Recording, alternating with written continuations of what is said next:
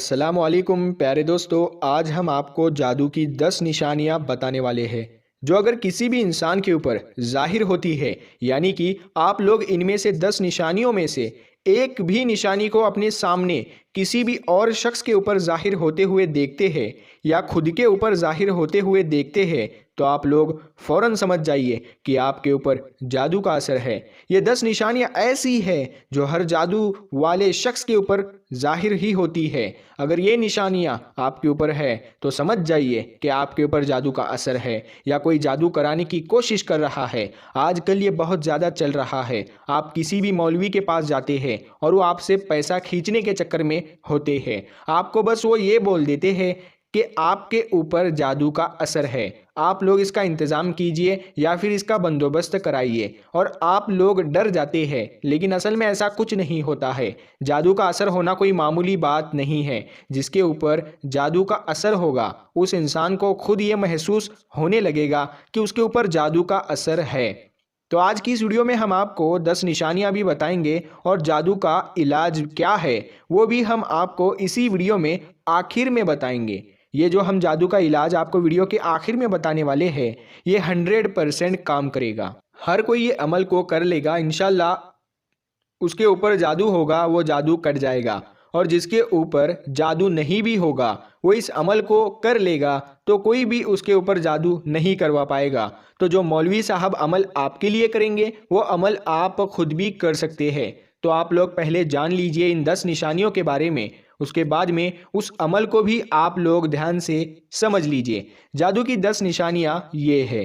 Number 1, हमेशा सोच में पड़े रहना। अगर आप लोग कहीं पर लेटे हुए हो और अजान हो रही है, नमाज हो रही है या आपके माँ बाप आपको बुला रहे हैं लेकिन आपका उधर ध्यान ही नहीं जा रहा है, आप लोग बहुत गहरी सोच में पड़ जाते हो।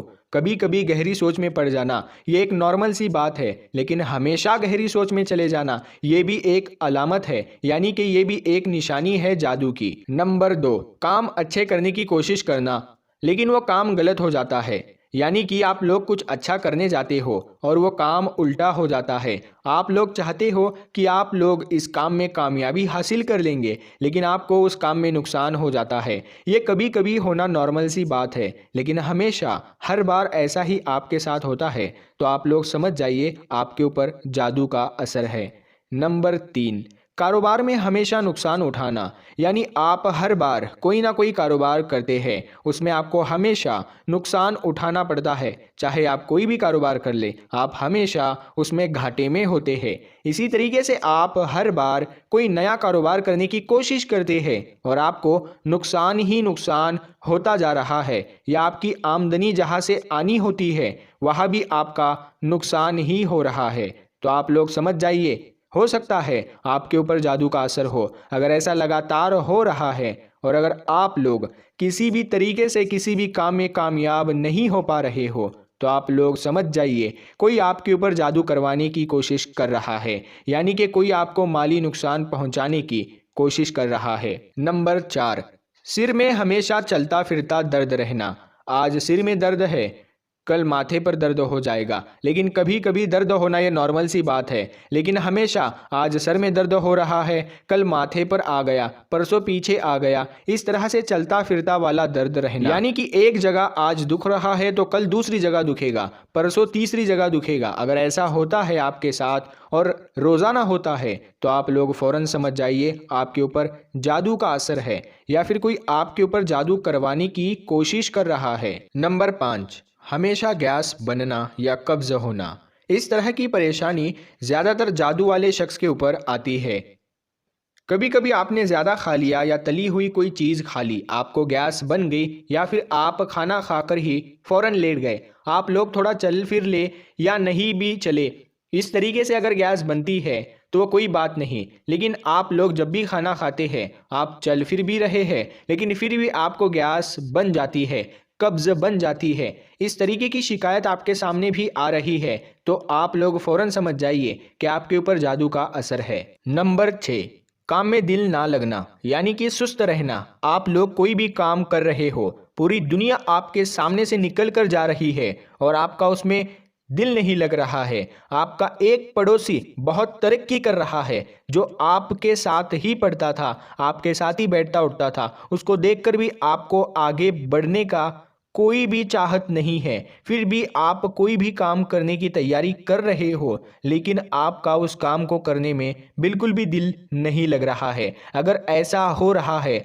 आपके साथ, तो आप लोग समझ जाइए आपके दुश्मन आपके पीछे पड़ चुके हैं और आपके ऊपर जादू वगैरह करवा रहे हैं। यही वजह है कि आप लोगों को कामयाबी नहीं मिल रही है, इसीलिए आप लोग अपने जादू की काट ज़रूर करा ले। नंबर 7, चिड़चिड़ा हो जाना, यानी कि आपके घर में आपके बड़े यानी कि आपके बुजुर्ग आपके लिए जो बेहतर होगा वही बात करते हैं, लेकिन वो भी बातें आप लोगों को बुरी लगने शुरू हो जाती है और आप लोग चिड़चिड़े हो जाते हो, अकेले रहना पसंद करते हो और अपने बुजुर्गों के साथ में, अपने वालिदैन के साथ में बदतमीज़ी करने लग जाते हो। और अगर इस तरीके से आपका जहन चिड़चिड़ा हो चुका है तो आप लोग फ़ौरन खुद को संभाल लीजिए। अगर ये नॉर्मल बात भी है, यानी आपके ऊपर कोई जादू भी नहीं करवा रहा है, फिर भी आपका जहन चिड़चिड़ा है, तो आप फ़ौरन संभल जाइए। और अगर ये बहुत ही ज़्यादा हो रहा है तो समझ जाइए आपके ऊपर कोई जादू का असर है। नंबर 8, दवाइयों का असर ना करना।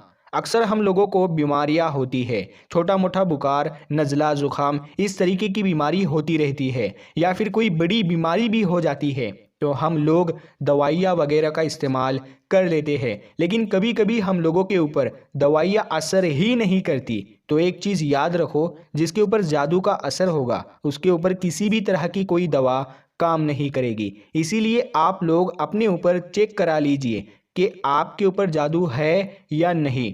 अगर जादू है तो उसका इलाज करवा ले। ये कोई मामूली चीज़ नहीं है, ये बहुत ही ख़तरनाक चीज़ हो जाएगी। इनसे आपको आगाह होना भी बहुत ज़रूरी है। नंबर 9, हमेशा बीमार रहना। एक तो वो हो गया कि दवाइयों का असर ना करना, और दूसरा ये हुआ कि हमेशा बीमार रहना। तो उधर दवाइयों का असर ना होना, तो इधर आप लोग हमेशा बीमार रहना। इस तरह की शिकायत आपके सामने आती है, यानी आप आज बीमार हुए और शाम से पहले आप ठीक हुए, या शाम को बीमार हुए और सुबह से पहले आप ठीक हुए, फिर आपके साथ ऐसा ही होता रहा।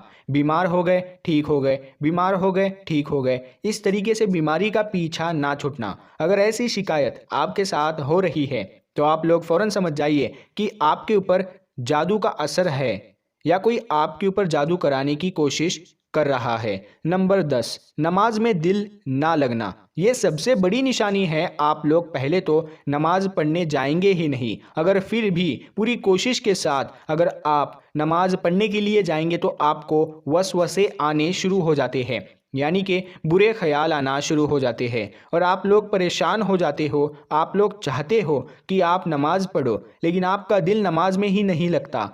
आपको मस्जिद में बैठे हुए ऐसा महसूस होता है कि मस्जिद में कुछ गलत काम कर डालूं। अगर आप नमाज पढ़कर मस्जिद से बाहर भी आ जाएंगे तो आप बीमार अगर पड़ जाते हैं, तो इस तरीके की शिकायत आप लोगों के सामने आती है, तो आप लोग समझ जाइए कि आपके ऊपर जादू का असर है। और याद रखें, ऐसी सिचुएशन में आपको नमाज बिल्कुल नहीं छोड़नी है और जितना हो सके कुरान पाक के करीब रहना है, कुरान पाक को पढ़ना है। जिस तरीके से लोहा लोहे को काटता है, उसी तरीके से जिस काम में आपका दिल नहीं लग रहा है, यानी कि मान लीजिए जिस काम से आपको रोका जा रहा है, आप उस अच्छे काम को ज़रूर करें। ये 10 निशानियां हो गई, इनमें से अगर एक भी निशानी आपके ऊपर जाहिर होती है या इसका असर आपके ऊपर नज़र आता है, तो आप लोग समझ जाइए आप पर काला जादू का असर है।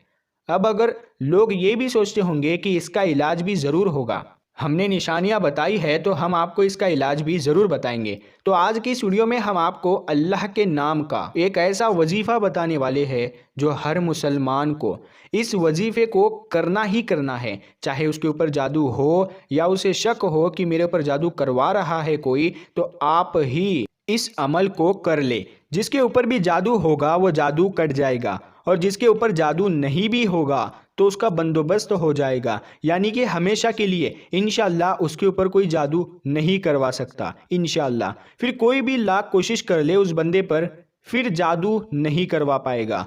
तो हमारी दिली ख्वाहिश ये है कि हर मुसलमान जो भी इस वीडियो को देख रहा है वो इस अमल को ज़िंदगी में एक बार तो ज़रूर कर ले, अपनी हिफाजत के लिए ही कर ले।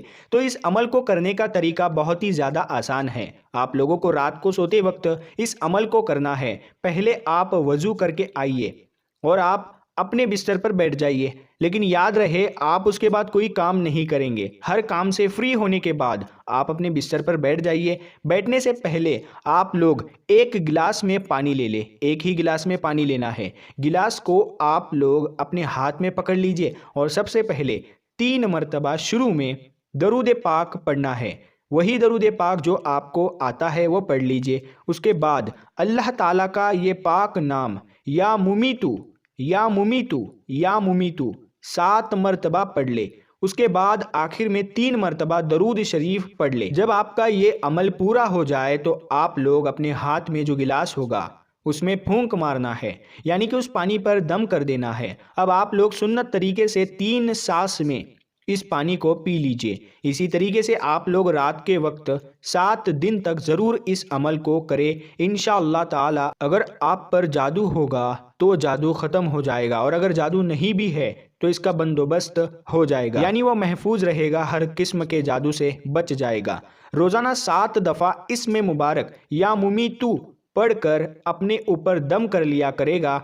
इंशाअल्लाह ताला वो शख्स जादू से बचा रहेगा, जादू उस पर असर नहीं करेगा। प्यारे दोस्तों, इसके अलावा अगर किसी का कोई दुश्मन है जिसने आपको तंग किया है, यानी आपका दुश्मन है, आप उसे उसके शर से आप महफूज रहना चाहते हैं, अगर आप उसे परेशान हैं, जो बहुत आपसे भी ज़्यादा ताकतवर है और वो असर और रसूख वाला है, हाँ, और आप उसका मुकाबला नहीं कर सकते हैं, तो ऐसी सूरत में या मुमीतू का कसरत से विर्द दुश्मन की तबाही का बाइस होगा। यानी ऐसी सूरत हाल में कसरत या मुमीतू या मुमीतू या मुमीतू का विर्द करे, लेकिन ये अमल उसी वक्त करे जब आप हक पर हो, ना हक ना करे। प्यारे दोस्तों, उम्मीद है आपको ये वीडियो पसंद आई होगी। हम मिलते हैं फिर एक नई वीडियो के साथ, तब तक के लिए अस्सलाम वालेकुम, अल्लाह हाफ़िज़।